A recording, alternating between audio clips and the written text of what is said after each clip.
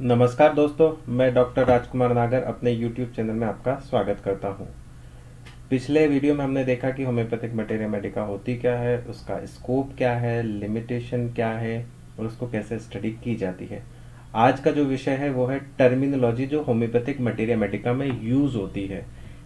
अब वो क्या टर्मिनोलॉजी है, हम आगे इसको देखेंगे। आप बने रहिए मेरे वीडियो में। जो different terminology of homeopathic materia Medica में जो यूज़ की जाती है, जो सबसे पहली वो है कॉम्प्लीमेंट्री। अब कॉम्प्लीमेंट्री मेडिसिन होती क्या है, जैसे कि डॉक्टर क्लार्क ने कहा, when a remedy has done all that it can in a case, then another remedy is likely to follow up and completes its action both being related to the case. ये doctor Clark ने कहा। अब कब यहाँ use होती है, कब complementary medicine दी जाती है, ये इसका इंडिकेशन है कि अगर किसी केस में फर्स्ट प्रिस्क्रिप्शन के बाद कंटिन्यूस इंप्रूवमेंट मिल रहा है पर सिम्टम्स अभी भी परसिस्ट कर रहे हैं, क्योर नहीं हुआ है, तो इस तरीके के केसेस में हमें कॉम्प्लीमेंट्री मेडिसिन देना होती है। when continuous improvement after first prescription but not complete disappearance of symptoms but it persists, so here we need a complementary medicine. इसका एग्जाम्पल अगर हम एक्यूट केस की बात करें तो एक्यूट से एक्यूट, अगर किसी केस में ब्राइनिया चल रही है, ब्राइनिया चलने के बाद कुछ सिम्टम्स बचे रहते हैं, तो हम यहाँ पे रेस्टॉक्स का उपयोग कर सकते हैं। सिमिलरली अगर कोई केस चल रहा है जिसमें कि एक्यूट प्रॉब्लम थी और हमें एकोनाइट प्रिस्क्राइब की हुई है, एकोनाइट चलने के बावजूद भी कुछ सिम्टम्स बचे हुए हैं, तो हम यहाँ पे हिपरसल्फ देके उसे कंप्लीट क्योर कर सकते हैं, लाइक बेराइटा कार्बिन डारल्डल का मारा।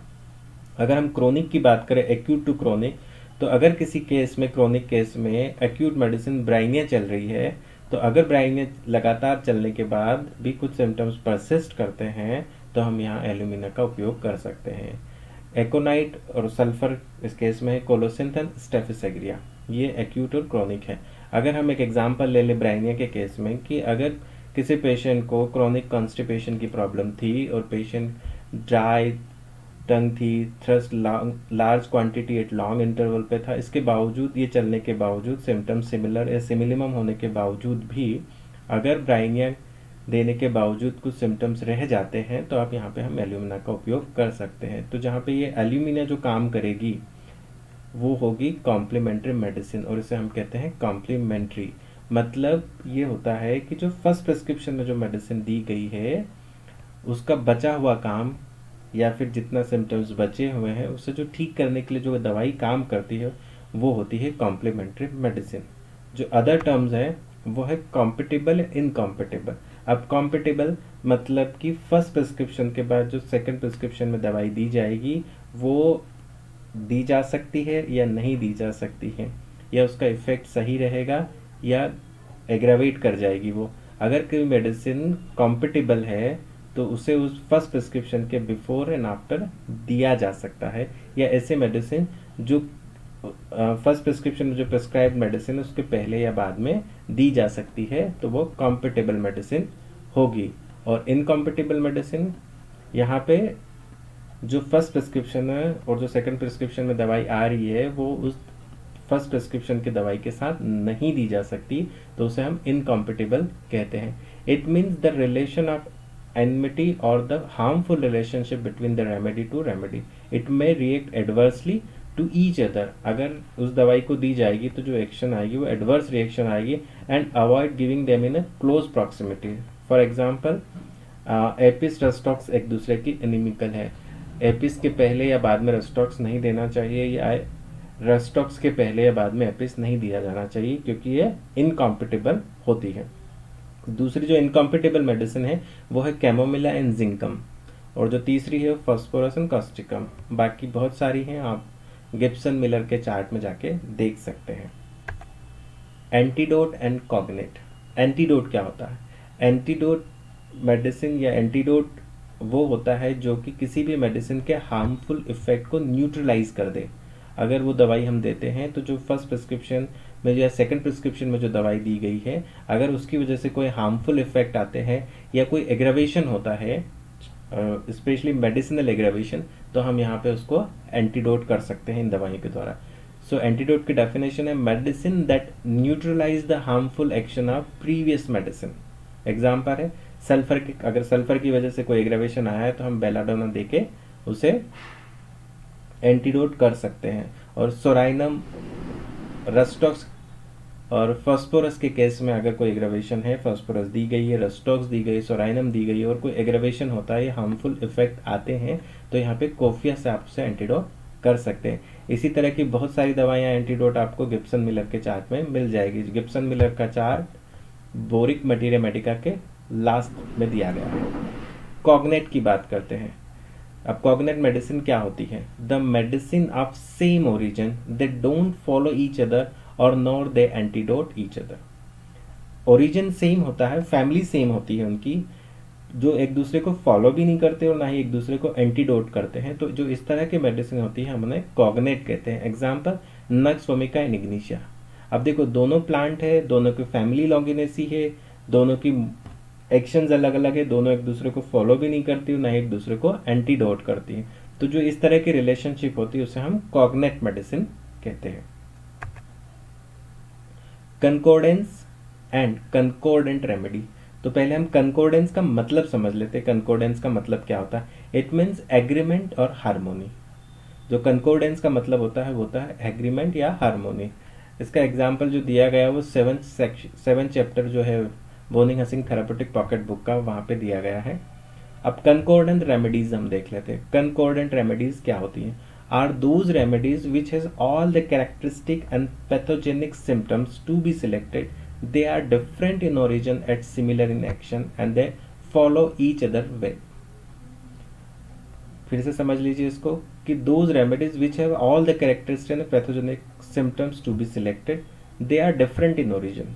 मतलब दो दवाइयां हैं जिनका ओरिजिन डिफरेंट है बट जो सिम्टम्स है वो उसे पूरा कवर कर रही है। जो जिन सिम्टम्स पे हम दवाइयां सिलेक्ट कर रहे हैं उनके पैथोजेनिक सिम्टम्स भी सेम होते हैं और कैरेक्टरिस्टिक सिम्टम्स भी सेम होते हैं।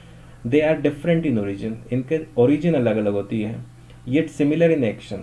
ओरिजिन डिफरेंट है, symptoms and pathogenic symptoms same होते हैं और different in origin and similar in action and they follow each other well. Example है सीपिया, नक्स वोमिका। अगर हम सीपिया और नक्स वोमिका की देखेंगे सिम्टम लगभग सेम है बट ओरिजिन जो है, फैमिली जो है, एक प्लांट से है तो एक एनिमल से। सेम सल्फर और एकोनाइट की बात कर ले, सल्फर मिनरल है और एकोनाइट प्लांट है बट दोनों के सिम्टम्स, क्योंकि एकोनाइट एक्यूट है और सल्फर उसकी क्रॉनिक है। सेम यहाँ पे नक्स वोमिका को सीपीएफ फॉलोज वेल है, सीपीएफ उसकी फॉलोज वेल है। तो यहाँ पे क्या हुआ कि ओरिजिन डिफरेंट है बट जो उनके मोड ऑफ एक्शन है, जो एक्शन है, ये similar in action and they follow each other. तो इनको बोलते हैं हम कंकोर्डेंट रेमेडीज। मॉडलिटीज क्या होती है? अब मॉडलिटी इंपॉर्टेंट चैप्टर है, मतलब टर्म है जो हम होम्योपैथी में या मटीरिया मेडिका में प्रैक्टिस में लगातार यूज करते हैं। तो मॉडलिटी होती क्या है? मॉडलिटी का मतलब होता है सर्कमस्टेंसेस और कंडीशंस, ऐसे सर्कमस्टेंसेस या कंडीशन दैट अफेक्ट और मॉडिफाई द डिजीज और सिम्टम्स। किसी पेशेंट के सिम्टम्स को या डिजीज को वैसे फैक्टर या सर्कमस्टेंसेस या कंडीशन जो कि मॉडिफाई कर दे। मॉडिफाई मतलब बढ़ा दे या कम कर दे, तो हम उन्हें कहते हैं मॉडलिटी। अब मॉडलिटी जो होती है वो दो प्रकार की होती है, पर्टिकुलर एंड जनरल मॉडलिटीज। और the modalities of drug are the pathognomonic symptoms of materia medica. ये मॉडलिटी के बारे में डॉक्टर विलियम बोरिक ने कहा है। अगर हम अब एग्रावेशन एंड अमिल्यूरेशन की बात करें तो जो एग्रावेशन है, एग्रावेशन का मतलब होता है कि those factor which modify the symptoms of disease और सिम्टम्स, तो हम उसे बोलते हैं एग्रावेशन। और अगर हम अमिल्यूरेशन की बात करते हैं तो फैक्टर विच डिक्रीज और अमिल्यूरेट या कम कर दे उन सिम्टम्स को, तो वी कॉल्ड अमिल्यूरेशन। अगर हम इसके एग्जाम्पल देखें तो आप समझिए कि aggravation by cold and relieved by heat, मतलब ठंडे से आराम मिलता है और हीट से एग्रावेशन है। अगर हम बात करते हैं कि रिलीव्ड इन वेट वेदर, तो ये कॉस्टिकम और कैल्केरिया फॉस का सिम्टम्स है। Relieved by lying on painful site, तो ये ब्राइनिया का सिम्टम्स है। एग्रावेशन बाय मोशन, तो ये ब्राइनिया का सिम्टम्स है। अगर हम और ऐसे ही चलेंगे आगे देखेंगे तो aggravation in clear fine weather, जो कि हम कॉस्टिकम में पढ़ते हैं, कैल्केरिया फॉस में पढ़ते हैं। इसी तरह के बहुत सारे एग्रावेशन और मॉडलिटीज आपको मटीरिया मेडिका में मिल जाएगी, या आप चाहें तो रिपर्टरी में भी जाके देख सकते हैं।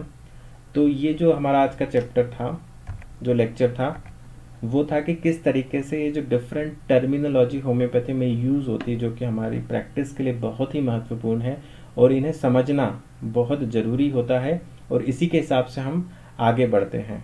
सो आज का लेक्चर का जो मेरा मोटिव यही था कि ये जो डिफरेंट टर्मिनोलॉजी है related to the materia medica, ये आपको क्लियर की जाए, और मुझे उम्मीद है कि आपको बहुत सारी चीज़ें समझ में आई होगी। इसके बावजूद भी अगर कोई ऐसी चीज़ है जो आप नहीं समझ पा रहे हैं तो आप कमेंट बॉक्स में लिख सकते हैं। मैं कोशिश करूँगा कि आपको समझा सकूं और आपके जवाब दे सकूं। धन्यवाद।